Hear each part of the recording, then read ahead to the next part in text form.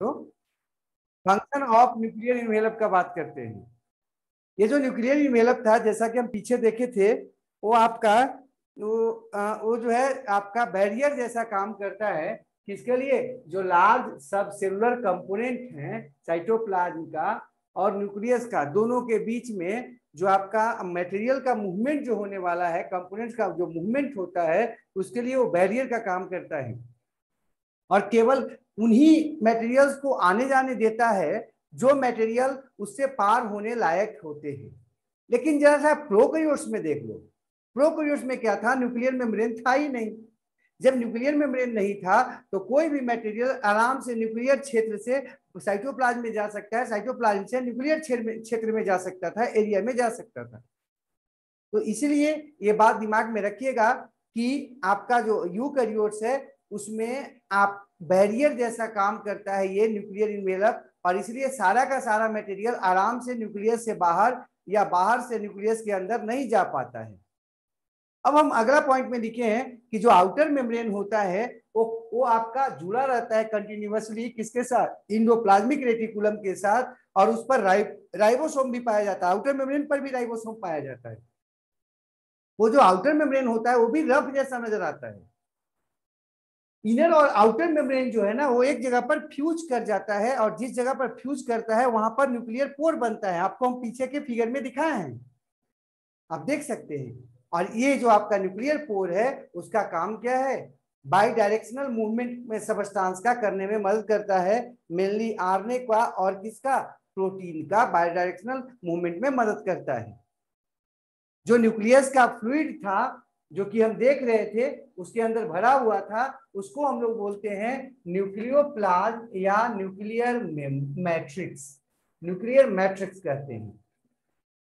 ये जो न्यूक्लियोप्लाज्म था या न्यूक्लियर मैट्रिक्स था वो कंटिन्यूअस होता है साइटोप्लाज्म के साथ। कहां पर? जहां पर न्यूक्लियर पोर होता है वहां पर एक दूसरे के साथ जुड़ा होता है, बाकी क्षेत्रों में एक दूसरे से अलग अलग होता है। जैसे आप ऐसे समझ लो, आप कहीं पर रह रहे हो तो आपके घर के चारों तरफ बाउंड्री है और जस्ट बगल में रोड है, तो रोड के साथ आपका घर कहां पर जुड़ा हुआ है? जहां पर आपका क्या है? गेट है। गेट है वहां पर आपका घर क्या होगा? बाउंड्री रोड के साथ जुड़ा हुआ रहेगा। यही बात है न्यूक्लियर पोर के साथ जो है ना, न्यूक्लियर पोर क्या करता है? साइटोप्लाज्म को न्यूक्लियोप्लाज्म के साथ आपस में जुड़ने के लिए साइट देता है, एरिया देता है। अगला पॉइंट है कि जो साइटोप्लाज्म का और न्यूक्लियोप्लाज्म का फ्लूइड होता है वो आराम से आ जा सकता है किससे? न्यूक्लियर पोर के थ्रू, लेकिन सब कुछ आ जा नहीं सकता है क्योंकि उसका साइज जो है ना वो क्या होता है? लिमिटेड होता है। अब न्यूक्लियोप्लाज्म किसको कहते हैं?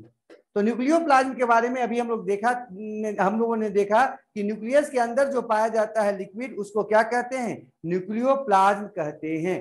न्यूक्लियोप्लाज्म कैसा होता है? ट्रांसपेरेंट होता है, सेमी फ्लूइड होता है, और उसमें न्यूक्लियोलस और क्रोमैटिन रेटिकुलम पाया जाता है या क्रोमैटिन पाया जाता है। ये जो क्रोमैटिन है रियली में होता क्या है? न्यूक्लियो प्रोटीन फाइबर होता है। प्रोटीन और न्यूक्लिक एसिड का बना हुआ फाइबर होता है। नेक्स्ट बात में हम आते हैं न्यूक्लियोलस। न्यूक्लियोलस के बारे में अभी हम लोग फिगर में देखा था, हम लोगों ने फिगर में देखा कि न्यूक्लियोलस जो था वो डार्क बॉडी था, न्यूक्लियस के अंदर पाया जाता है। इसका डिस्कवरी किया गया फोंटाना के द्वारा, लेकिन इसकी जो व्याख्या की गई, इसके बारे में जो बताया गया ठीक से, वो वैगनर के द्वारा।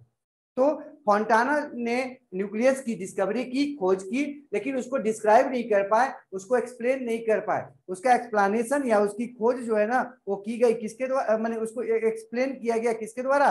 वैगनर साहब के द्वारा। ये डेंस स्फेरिकल स्ट्रक्चर होता है जो कि पाया जाता है कहां पर? न्यूक्लियोप्लाज्म में। और इसका काम क्या है? ये आरएनए के सिंथेसिस का साइट होता है। आरएनए या राइबोसोमल आरएनए जो होता है उसका निर्माण जो है ना वो कहां होता है? न्यूक्लियोलस के अंदर होता है। ये मेम्ब्रेन बाउंडेड नहीं होता है, अर्थात जब ये मेम्ब्रेन बाउंडेड नहीं होगा तो ये क्या होगा? न्यूक्लियोलस के साथ डायरेक्ट आपका न्यूक्लियोप्लाज्म जुड़ा रहेगा। न्यूक्लियोप्लाज्म और न्यूक्लियोलस क्या होगा? डायरेक्ट जुड़ा रहेगा, वो एक दूसरे से अलग नहीं रहेंगे क्योंकि बीच में कोई मेम्ब्रेन नहीं है। अगला बात देखते हैं कि न्यूक्लियोलस जो है ना वो बड़ा होता है और काफी अधिक संख्या में पाया जाता है उन सेल्स में जो सेल्स एक्टिवली इन्वॉल्व होते हैं प्रोटीन सिंथेसिस में।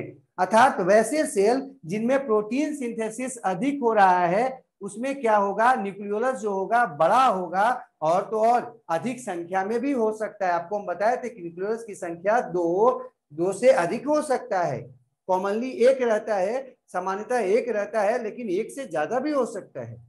अब हम आगे बढ़ते कि प्रोटीन जो होता है, अगर प्रोटीन आप हम लोग जो पीछे पढ़े हैं ये ध्यान रखिएगा कि सबसे ये इंपॉर्टेंट पॉइंट है कि न्यूक्लियोलस या न्यूक्लियोलाई किसी में अगर एक से ज्यादा है, किसी सेल में एक से ज्यादा न्यूक्लियोलस है या न्यूक्लियस में ज्यादा है न्यूक्लियोलस की संख्या, तो इसका क्या मतलब है, क्या क्या उसमें बन रहा है ज्यादा, वो क्या कर रहा है सेल, भैया उसमें प्रोटीन का निर्माण तेजी से हो रहा है, ज्यादा हो रहा है। तो जिस सेल में प्रोटीन का निर्माण ज्यादा होगा, एक्टिवली होगा, वो जो सेल होंगे उसमें न्यूक्लियोलाई की संख्या ज्यादा होगी और तो और वो आपका बड़ा भी होगा। यहाँ पर नीचे में कुछ एक बात है जो आपको दिमाग में रखना है। जब भी प्रोटीन फैक्ट्री पूछा जाए तो दिमाग में आ जाना चाहिए प्रोटीन फैक्ट्री मतलब ribosome. Protein factory ribosome, protein factory ribosome. जबकि राइबोसोम फैक्ट्री अगर पूछा जाए तो न्यूक्लियोलस, है ना। न्यूक्लियोलस को हम क्या कहते हैं, राइबोसोम फैक्ट्री कहते हैं। तो ये तो था न्यूक्लियोलस के बारे में। हाँ, अब हम इसमें आगे देखते हैं कि आखिर न्यूक्लियोलस के बाद जो और कौन सी रचना है न्यूक्लियोप्लाज्म में। तो अगर आप देख रहे होंगे, फिगर को देखे होंगे पीछे, तो आया था क्रोमैटिन। जैसे कि हम एक आपको फिगर में थोड़ा सा देखते हैं, हम आपको बताए थे यही बात को यहाँ पर अभी हम लिखे हैं कि आउटर और जो इनर आपका न्यूक्लियर मेम्ब्रेन है वो एक दूसरे के साथ कंटिन्यू कर रहा है। देखिए यहाँ पर ये आउटर न्यूक्लियर मेम्ब्रेन है और ये इनर न्यूक्लियर मेम्ब्रेन है, दोनों एक दूसरे के साथ कंटिन्यू है। कहाँ पर, जहां पर न्यूक्लियर पोर है, ठीक है बाबू, न्यूक्लियर पोर पर दोनों एक दूसरे के साथ देखिए कंटिन्यू हो गए हैं, जुड़ गए हैं, कंटिन्यू है एकदम। उसके बाद क्या बोल रहे हैं कि इसके अंदर में जो भरा होता है, अब उसके बारे में हमको देखना है, जिसका नाम क्या था, क्रोमैटिन। तो अब हम बात करते हैं क्रोमैटिन का। अगर किसी को कुछ पूछना हो तो आराम से आप पूछ लीजिए। और हम लोग देख रहे हैं क्रोमैटिन के बारे में। जो आपको बताया, क्रोमैटिन जो होता है ना, extended elaborated network of nucleoprotein fibre होता है, जो कि पाया जाता है किसमें, न्यूक्लियोप्लाज्म में, न्यूक्लियस का। इसको हम लोग क्रोमैटिन कहते हैं। क्रोमा शब्द का मतलब होता है कलर, है ना। वैसा बॉडी जो कलर हो जाए, रंग जिस पे रहे, उसको बोलते हैं क्रोमा। तो इसको फ्लेमिंग ने रंग कर दिखा था, इसका एक्सप्लेनेशन दिया था बेसिक डाइक के द्वारा, उनके द्वारा रंगा गया था फ्लेमिंग के द्वारा, और वहीं से नाम इसका जो है ना क्रोमैटिन पड़ गया, इसको क्रोमैटिन कहा जाने लगा। और एटीन जो है ना वो धागा के लिए कहा जाता है। क्रोमैटिन मतलब वैसा धागा, जैसा रचना जो कि रंग जाता है या जिस पर रंग चढ़ जाता है। इसका केमिकल कंपोजिशन अगर हम क्रोमैटिन का देखें तो करीब करीब ये 40% आपका डीएनए होता है, हिस्टोन प्रोटीन होता है 50%, जबकि आपका आरएनए जो होता है वो 1.2% होता है। अगर हम बात करें उसमें नॉन हिस्टोन क्रोमोसोमल प्रोटीन का, मतलब क्रोमोसोम में और जो प्रोटीन्स होते हैं जो कि नॉन हिस्टोन होते हैं, उनका बात करें तो करीब करीब आपका 8.5% होता है।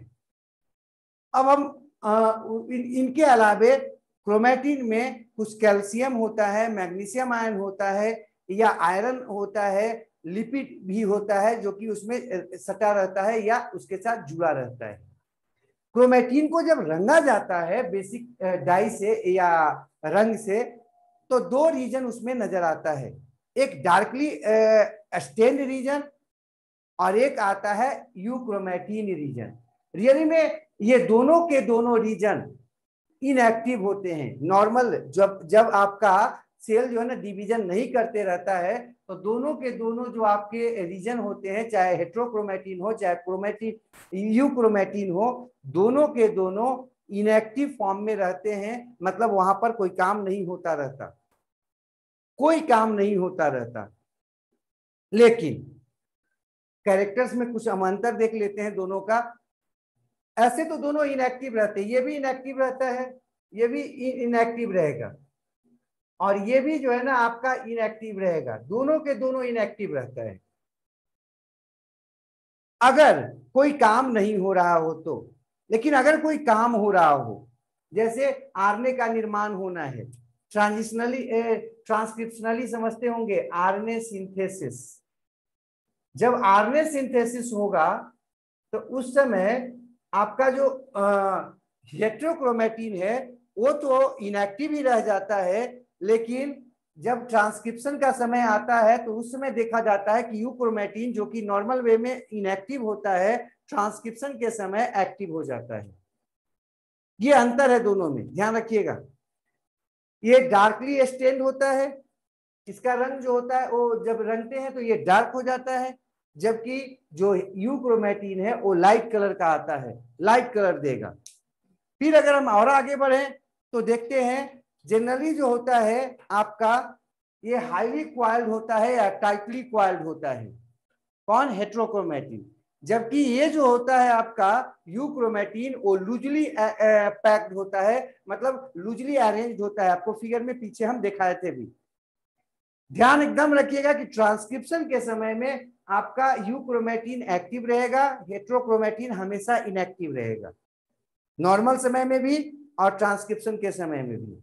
ह्यूमन बीइंग में अगर हम क्रोमेटिन का बात करें तो करीब करीब 2 मीटर या 2.2 मीटर इसकी टोटल लंबाई होती है, और वो क्रोमोसोम के रूप में मौजूद रहता है कितना? 46 क्रोमोसोम के रूप में या 23 पेयर क्रोमोसोम के रूप में ये मौजूद रहता है। तो ध्यान देखिए, सोचिए जरा सा कि हमारा जो सेल है काफी छोटा होता है, माइन्यूट माइक्रोस्कोपिक होता है, हाँ, और उसमें भी न्यूक्लियाई जो है या न्यूक्लियस जो है ना वो और छोटा होता है। उसमें भी आपका न्यूक्लियोप्लाज्म है और न्यूक्लियोलस है और कुछ पदार्थ भरा हुआ है, और हिस्टोन प्रोटीन्स हैं, नॉन हिस्टोन प्रोटीन्स हैं, एंजाइम्स हैं। तब भी करीब करीब 2 मीटर 2.2 मीटर डीएनए जो है ना आपके किसमें पाया जाता है? न्यूक्लियस में पाया जाता है। कैसे पाया जाता है? ये पैकिंग वहां पर होता है, और पैकिंग जो होता है कुछ हद तक वैसे ही होता है जैसा कि आप स्प्रिंग में देखे होंगे। स्प्रिंग, वो पेन वगैरह में स्प्रिंग देखे होंगे, लगा होता है, हाँ, वो जो आयरन का रड होता है या आयरन का वायर होता है, देखिए गोल गोल ऐसे क्या होता है? कंडेंस्ड हो जाता है। और अगर ठीक से देखे होंगे उसमें तो कहीं कहीं देखिएगा ज्यादा डार्क जो है ना कंडेंस्ड होता है, और कहीं कहीं लाइट कंडेंस्ड, मतलब हल्का एरिया होता है, बीच बीच में गैप ज्यादा होता है। कहीं पर देखिएगा पूरा एकदम जो है ना एकदम सटा हुआ होता है। तो जो ज्यादा सटा हुआ है वो हेट्रोक्रोमेटिन रीजन मान लीजिए, और जहां पर फैला हुआ जैसा है उसको यूक्रोमेटिन मान लीजिए, और पूरे के पूरे उसको हम क्या मान सकते हैं? क्रोमेटिन मान सकते हैं। क्रोमेटिन जो होता है हम लोग में कितना बड़ा होता है? एक सेल के न्यूक्लियस में 2.2 मीटर का होता है, और कितना क्रोमोसोम के रूप में रहता है? 46 क्रोमोसोम के रूप में रहता है। और 46 क्रोमोसोम मतलब कि कितना पेयर? 23 पेयर। पेयर समझ में शायद आ रहा होगा, आपको हम बताए थे ऐसे भी कि पुरुष में 46 और महिलाओं में 46। 44 जो होता है ऑटोसोमल क्रोमोसोम कहलाता है, जो कि महिलाओं और पुरुषों दोनों में सेम होता है, मेल और फीमेल दोनों में सेम होता है। 2 पेयर्स जो होता है वो एक्स और वाई क्रोमोसोम के रूप में होता है, मेल में एक्स और वाई, जबकि फीमेल में 2x के रूप में, 2x के रूप में। ये 46 होता है। अगर आपको याद होगा, पेयर का मतलब होता है होमोलोगस क्रोमोसोम्स का समूह। ये पेयर का मतलब यहाँ पर क्या बोलना चाह रहे हैं? Homologous chromosomes. और होमोलोगस क्रोमोसोम आपको याद होगा पीछे हम बताए थे, होमोलोगस क्रोमोसोम्स किसको कहते हैं? एक वैसा क्रोमोसोम जो देखने में एक दूसरे के समान नजर आता है उसको कहते हैं होमोलोगस क्रोमोसोम्स। और होमोलोगस क्रोमोसोम जो होता है वो एक मदर से आता है हम में, और एक कहां से आता है? फादर से आता है। तो 23 पेयर्स होमोलोगस क्रोमोसोम्स होते हैं। किसमें, हम में। लेकिन गैमिट का अगर बात करेंगे तो उसमें कितना क्रोमोसोम होता है, आधा होता है, हाफ होता है।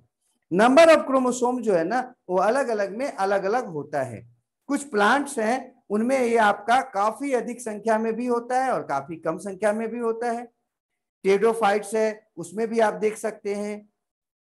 टेडोफाइट्स में एक है टेडोफाइट जिसका नाम है ओफियोग्लॉसम। उसका अगर 2n नंबर देखा जाए, मतलब डिप्लॉयड नंबर देखा जाए, डिप्लॉयड का मतलब समझ रहे होंगे 2n है ना, 2 सेट, 2 सेट, एक सेट है ना, एक सेट ये हाथ हो गया और ये दूसरा सेट, 2 सेट को 2n कहेंगे, एक सेट को n कहेंगे। गैमिट में कितना होता है, एक सेट में क्रोमोसोम होता है। और हम लोग के सेल में, बॉडी सेल में कितना होता है, 2 सेट में होता है, 2 सेट में। इसलिए इसको क्या कहते हैं, 2n कहते हैं और गैमिट में n कहते हैं। तो ओफियोग्लॉसम के बारे में बता रहे थे, ये आपका इसका डिप्लॉयड में अगर हम देखते हैं तो 1260 क्रोमोसोम्स होता है, 1260 क्रोमोसोम होता है। तो उसको हम लिख देंगे यहां पर, अभी बात करते हैं। अब हम बात करते हैं यहां पर, ये डीएनए है, थ्रेड लाइक स्ट्रक्चर है। हम लोग का जो डीएनए होता है ना, इसी तरह से 2 धागा का बना होता है। और ये जो आपका धागा जैसा ब्लू रंग का नजर आ रहा है, ये धागा बना होता है न्यूक्लियोटाइड का, अर्थात डीएनए का यूनिट होता है न्यूक्लियोटाइड, जो कि शुगर और पेंटोज शुगर और नाइट्रोजनस बेस का बना होता है। बीच में जो देख रहे हैं ये आपका दोनों को जोड़े हुए दोनों धागों को ट्रांसवर्सली, ये है आपका बेस पेयर। ये जो बेस पेयर होता है, ये बेस पेयर आपका ग्वानिन साइटोसिन के साथ, एडेनिन थाइमिन के साथ, ये आगे क्लास में हम बताएंगे इसको।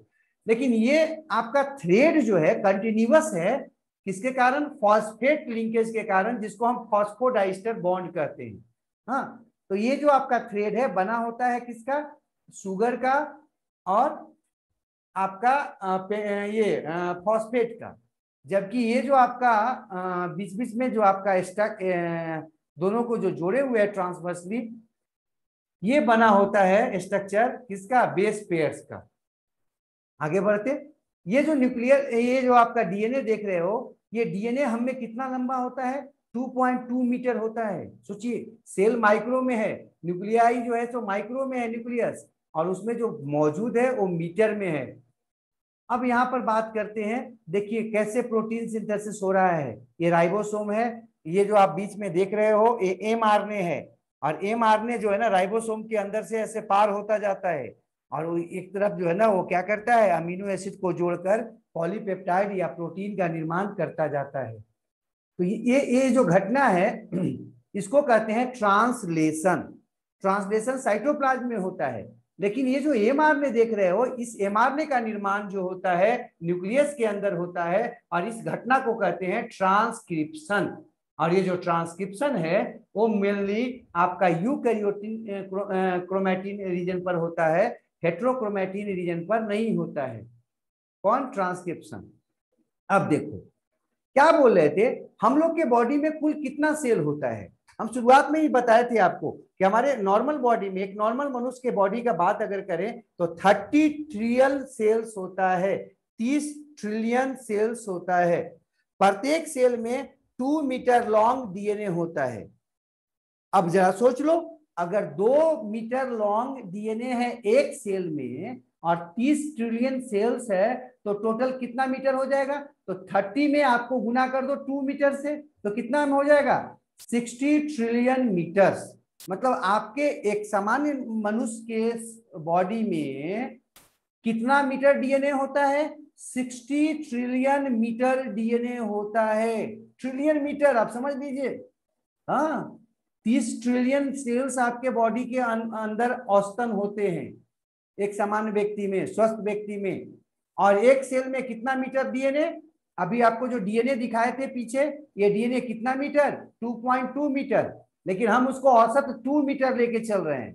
तो 2 मीटर अगर हम डीएनए लेते हैं तो कितना मीटर डीएनए हो गया टोटल आपके एक सामान्य व्यक्ति के शरीर में, 60 ट्रिलियन मीटर हो गया। अब इसको अगर हम सन और अर्थ के बीच में देखें तो शायद आप लोग पढ़े होंगे थोड़ा सा कि सन और अर्थ की बीच की जो दूरी होती है 60 ट्रिलियन मीटर होती है। और 60 ट्रिलियन मीटर कैसे? पृथ्वी से हम सन पर गए और सन से लौट के आ गए, तब 60 ट्रिलियन, मतलब पृथ्वी से सन की दूरी 30 ट्रिलियन होता है। और वापस जब लौटे तो फिर 30 ट्रिलियन, तो कितना हो गया? 60 ट्रिलियन। मतलब पृथ्वी से सूर्य पर जाने और फिर वापस पृथ्वी पर आने में हम कितना दूरी तय कर लेंगे? 60 ट्रिलियन मीटर दूरी तय कर लेंगे। तो जरा सोचो, आपका जो डीएनए है वो कितना बड़ा है इसके तुलना में, आप अनुमान लगा सकते हैं। 60 ट्रिलियन बोल रहे हैं, मतलब 60 मल्टीपल 10 टू द पावर 12 है ना। 60 पर कितना शून्य? 12 वो 12 शून्य है। और अगर हम कह रहे हैं वहां पर तो 300 ट्रिलियन बोल रहे थे, मतलब 300 पर कितना? 10 के पावर 9। ठीक है, अब इसको अगर हम भाग दे दें तो कितना हो जाएगा? 200 आएगा। ये 200 क्या आ गया? 200 टाइम्स हो गया। मतलब आपके डीएनए को अगर ले लिया जाए और डीएनए को अगर घुमाया जाए ऐसे, कैसे क्यों घुमा रहे हैं वैसे भाई? आपको क्या बता रहे हैं? हम आपको बताए थे कि 60 ट्रिलियन जो है टोटल मीटर, 60 ट्रिलियन मीटर जो है क्या होता है? हमारा डीएनए है पूरा 60 ट्रिलियन मीटर। हाँ, और पृथ्वी के बीच का दूरी कितना है? 30 है ना, 30। तो जरा सोचो, अगर जो है ना हम उसको ऐसी दे भाग दे कितना निकलेगा, तो आपका डीएनए जो है ना वो पृथ्वी से सूर्य तक 200 बार घूम जाएगा ऐसे, 200 बार। मतलब तो सोचिए कितना बड़ा डीएनए आपके बॉडी के अंदर है, सेल्स के अंदर, कि सूर्य से पृथ्वी के बीच में 200 बार हम क्या कर सकते हैं? उसको वो धागा के रूप में खींच सकते हैं। इतना बड़ा डीएनए हमारे बॉडी के अंदर होता है, सेल्स में। अब आपके अंदर वो रहता कैसे है? तो देखिए, हिस्टोन प्रोटीन्स होता है जो डीएनए को, देखिए वो क्या करता है, वो लिपटाकर उसको घेर देता है और घेर के घेरा बना के उसको कम से कम जगह में ही हटा देता है, रख लेता है। यहाँ पर आप देख रहे होंगे कि और 3 प्रकार के प्रोटीन्स पाए जाते हैं न्यूक्लियस में, नॉन हिस्टोन प्रोटीन, हिस्टोन को छोड़कर। कुछ प्रोटीन होते हैं स्कैफोल्डिंग प्रोटीन, जो कि फोल्डिंग उसको जो है ना और ज्यादा फोल्डिंग करने में मदद करता है। कुछ होता है एंजाइम, जैसे आरएनए प्रोटीन, आरएनए बनाने वाला प्रोटीन जिसको आरएनए पॉलीमरेज कहते हैं। डीएनए से डीएनए बनाने वाला प्रोटीन जिसको हम लोग डीएनए पॉलीमरेज कहते हैं। ये सब नॉन हिस्टोन प्रोटीन्स हैं। तो नॉन हिस्टोन प्रोटीन्स जो होते हैं वो आपका 2 प्रकार के होते हैं, कुछ स्ट्रक्चरल होते हैं और कुछ इंजाइमेटिक होते हैं, इंजाइम जैसा काम करते हैं। ये भी आपके वहां पाए जाते हैं न्यूक्लियस के अंदर। किसके अलावे? ये आपके डीएनए के अलावे। अब हम आगे और बढ़े तो कुछ आपके ऑर्गेनिम्स हैं, जैसे मनुष्य, फ्रूट फ्लाई, कैट। इसमें डिप्लॉयड नंबर का क्रोमोसोम दिया हुआ है। डिप्लॉयड मतलब 2 सेट का क्रोमोसोम। मनुष्य में कितना? 46। फ्रूट फ्लाई 8, थोड़ा सा देख लीजिएगा इसको, है ना, हॉर्स में। लेकिन इसमें एक बात आप देख रहे होंगे, ऐसा मत समझिएगा कि क्रोमोसोम की नंबर संख्या सबसे ज्यादा होती जाएगी वो आपका सबसे विकसित ऑर्गेनिज्म होगा। अगर ऐसा होता तो सबसे ज्यादा क्रोमोसोम की संख्या अभी फिलहाल आपको डॉग में नजर आ रहा होगा, कुत्ता में। तो इसका मतलब क्या कुत्ता मनुष्य से ज्यादा विकसित है? नहीं, कुत्ता मनुष्य से ज्यादा विकसित नहीं है। हाँ, मनुष्य सबसे ज्यादा विकसित। अभी अभी इस संसार में जितने ऑर्गेनिम्स हैं उनमें सबसे ज्यादा डेवलप्ड या फिर जो ना क्या बोलते हैं, एडवांस टाइप का ऑर्गेनिज्म कौन है? ह्यूमन बीइंग है, चाहे प्लांट्स हो चाहे एनिमल, सब में। बाकी चीजों को हम आगे देखेंगे। अभी हम वर्तमान में आगे बढ़ते हैं और आते हैं आपके बोर्ड पर फिर से, और बोर्ड पे थोड़ा सा हम नोट कर लेते हैं और देखते हैं बोर्ड पे। अगर हम क्रोमोसोम का बात करें तो आपका क्रोमोसोम सब में अलग अलग होता है, ऐसा हम लोग पीछे देखे थे। कुछ एनिमल सेल का जो है ना, या एनिमल में आपका क्रोमोसोम की संख्या आपको दिखाया भी। अब कुछ हम प्लांट का बात करते हैं। तो प्लांट में सबसे कम जो क्रोमोसोम की संख्या होती है वो 2n बराबर 4 होता है, और ये देखा जाता है हैप्लोपेपस ग्रैसिलिस में। हैप्लोपेपस ग्रैसिलिस जो है ना वो कंपोजिटिव फैमिली का एक, कंपोजिटी जो है ना फैमिली का एक क्या है, प्लांट है। उसमें सबसे कम संख्या में आपका क्रोमोसोम पाया जाता है।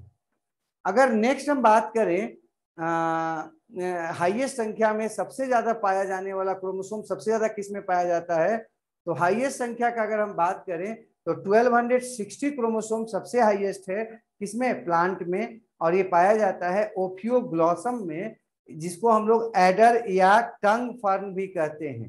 ये एक तरह का टेडोफाइट है और उसमें आपका सबसे ज्यादा संख्या में प्लांट में पाया जाता है।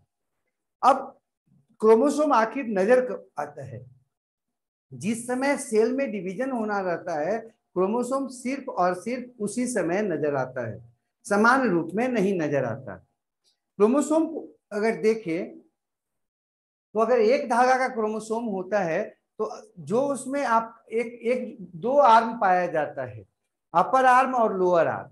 सामान्यतः अपर आर्म को हम पी आर्म भी कहते हैं। पी आर्म आया है पेटाइट से, पेटाइट का मतलब स्मॉल, थोड़ा छोटा, ठीक है। जबकि क्यू आर्म जो होता है वो हम लोअर आर्म को समान रूप में बोलते हैं।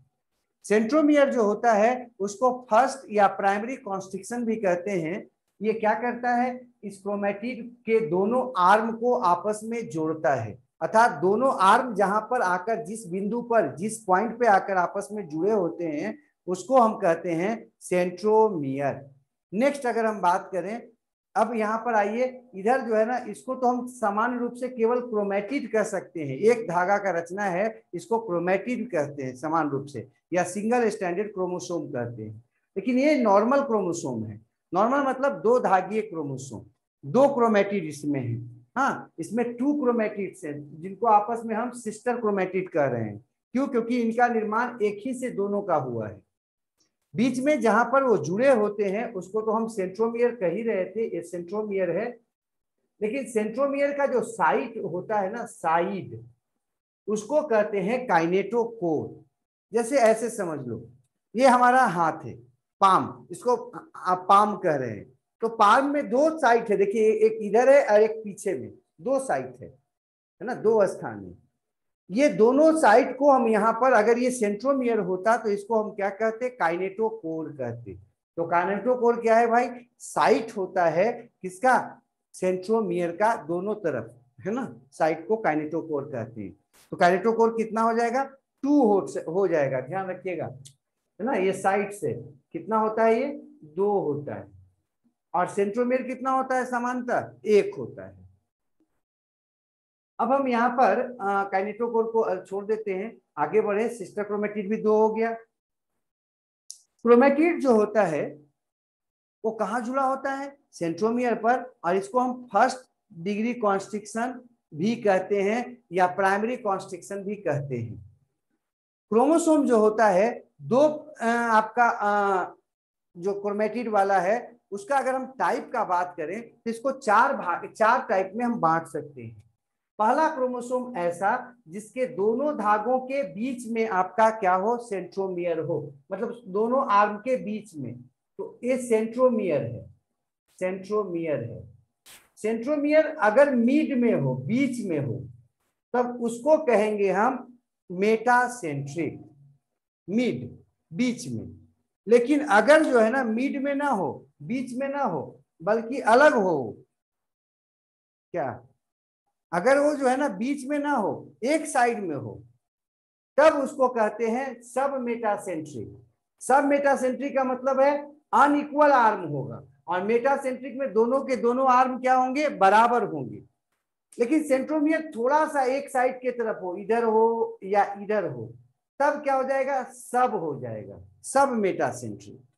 सब मेटासेंट्रिक में ध्यान में रखना है वैसा क्रोमोसोम जिसमें सेंट्रोमियर बीच से चाहे तो ऊपर के तरफ या नीचे के तरफ है, थोड़ा सा जो है ना बीच से ऊपर या नीचे, तो उसमें दोनों आर्म क्या हो जाएगा, अनइक्वल हो जाएगा।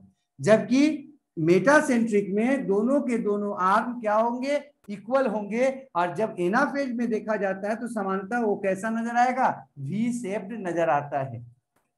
लेकिन सब मेटासेंट्रिक का अगर हम बात करें तो उसमें क्या है, एक तरफ ज्यादा होगा, एक तरफ कम होगा, तो अनइक्वल हो जाएगा, एक बड़ा आर्म होगा, एक छोटा आर्म होगा। और जिस समय सेल डिवीजन होगा उस समय वो एल शेप्ड नजर आता है ना, एल शेप्ड नजर आएगा। आप ऐसा देख सकते हो समान रूप से वाई क्रोमोसोम जो होता है मनुष्य का, उसमें एल शेप नजर आ जाता है सेल डिवीजन के समय। मैंने आपका जो मेल होता है, मैन जो होता है ह्यूमन बीइंग का, उसमें क्रोमोसोम जो है ना वाई क्रोमोसोम और एल शेप नजर आ जाता है। अगला है एक्रोसेंट्रिक। एक्रोसेंट्रिक का मतलब और ज्यादा सेंटर से थोड़ा सा हटके, देखो ऐसे, ये हो जाएगा एक्रोसेंट्रिक। सब में क्या होगा भैया, सब में देख लो जरा सा, सबको हम थोड़ा थोड़ा बना देते हैं, ये सब हो जाएगा। सब सब मतलब मिड से थोड़ा सा हटके। और अगर एकदम एक तरफ हो गया तब उसको क्या बोलेंगे, एक्रो बोलेंगे, एक्रोसेंट्रिक। ये सब हो गया, वो एक्रोसेंट्रिक हो गया। और अगर एकदम छोर पर है, इंड पर है, ऐसे एक इंड पर है, तब इसको बोलेंगे टीलोसेंट्रिक। तो टीलोसेंट्रिक क्रोमोसोम किसको बोलेंगे, जिसमें आपका सेंट्रोमियर कोई एक इंड पर है। और जब सेल डिवीजन होगा तो ये तो आपका एक्रोसेंट्रिक तो जे शेप नजर आता है, जिसमें एक काफी छोटा होगा आपका आर्म और एक काफी बड़ा आर्म होगा। लेकिन जो टीलोसेंट्रिक होता है उसमें केवल एक ही आर्म होता है, क्योंकि एकदम इंड पर है कौन, सेंट्रोमियर। अगर एक्रोसेंट्रिक का बात करें, एसेंट्रिक का, सॉरी एसेंट्रिक का, तो एसेंट्रिक का मतलब केवल धागा है, नो सेंट्रोमियर, है ना, इसमें सेंट्रोमियर होगा ही नहीं। तो वैसा आपका क्रोमैटिड जिसमें कोई सेंट्रोमियर नहीं है, तो उसको कहेंगे एक्रोसेंट्रिक। यह म्यूटेशन के समय कई बार ऐसा हो जाता है। अब हम थोड़ा सा अलग से पढ़ते हैं मार्कर क्रोमोसोम। तो शुरू करते हैं मार्कर